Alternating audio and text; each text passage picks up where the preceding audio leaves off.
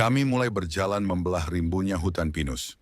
Sebelum memasuki wilayah hutan, saya dibuat syok dengan melihat seekor burung hantu sebesar kucing yang matanya menatap tajam ke arah saya. Jantung rasanya seperti mau copot, mak deg, mak teratap. Adrenalin ketakutan spontan melonjak drastis sampai ujung kepala. Sambil terus merapalkan ayat kursi dalam hati, saya mencoba tetap tenang agar teman tetap nyaman. Karena sepertinya hanya saya saja yang melihat keberadaan burung ini. Oh iya, kami berdua perempuan. Kondisi ini membuat saya semakin diteror, rasa takut yang tidak berani saya ungkapkan ke teman. Mengingat kami hanya berdua, akan sangat tidak nyaman jika kami juga diteror ketakutan yang sama. Saya hanya bisa terus-terusan meminta waktu untuk beristirahat sambil meletakkan tas yang seperti berisi batu ini. Saya tidak berani menatap jauh ke depan sepanjang jalan, takut melihat hal-hal yang tidak diinginkan. Hanya batu pijakan selangkah demi selangkah yang menjadi pusat perhatian. Jaket pun enggan saya lepaskan sebab rasanya bulu kuduk selalu berdiri saat angin malam membelai kulit tubuh saya ini. Menurut teman, wajah saya sudah amat pucat. Dia selalu menyarankan saya agar beristirahat dan tidak memaksa. Hutan pinus yang tidak seberapa luasnya di lereng Gunung Andong itu rasanya begitu lama ditempuh. Langkah demi langkah, pelan-pelan adrenalin ketakutan saya mulai bisa saya atasi. Meskipun tas rasanya masih seperti menggendong batu, saya sudah berhasil lebih kalem perasaannya. Saya sudah bisa pelan-pelan bercanda dan mengobrol dengan teman sependakian saya ini.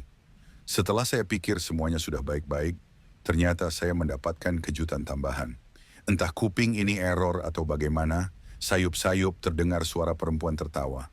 Suara yang sungguh saya kenal persis seperti di film-film horor. Ih, hi, hi, hi.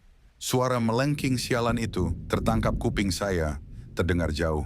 Tapi saya ingat, menurut mitos, jika suaranya terdengar jauh, berarti ia sedang dekat. Sudah bukan rahasia lagi jika gunung adalah tempat yang menyeramkan bagi orang-orang penakut seperti saya. Alam bebas dengan pohon tinggi-tinggi menjulang, pada malam hari seperti punya matanya sendiri-sendiri. Pengalaman yang bikin saya cukup kapok ini, baru saya alami setelah beberapa kali melakukan pendakian gunung. Saya bukanlah seorang yang dibekali dengan kemampuan indigo, hanya sedikit peka terhadap kehadiran makhluk-makhluk tak kasat mata ini. Secara visual, saya menolak untuk mengakui jika mata saya sedang menangkap sosok makhluk halus. Malam Selasa lalu, saya bersama seorang teman merencanakan sebuah pendakian ke Gunung Andong yang berada di Kabupaten Magelang. Kami berangkat pukul 8 malam dari kota Jogja. Hanya berdua menggunakan satu sepeda motor Vario yang pernah saya ceritakan pecah blok mesinnya.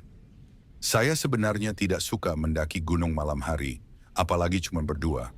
Tetapi tidak ada pilihan lain, sebab teman saya baru selesai kerja pukul 5 sore. Menyusuri jalanan Jogja-Magelang sekitar 2 jam, kami memasuki wilayah Magelang bagian gunung-gunungan. Saya tidak tahu apa nama daerahnya, tapi perjalanan ini akan menuju Gunung Andong via base camp sawit. Udara dingin malam, lereng gunung begitu menusuk, sepi, jarang kendaraan melintas.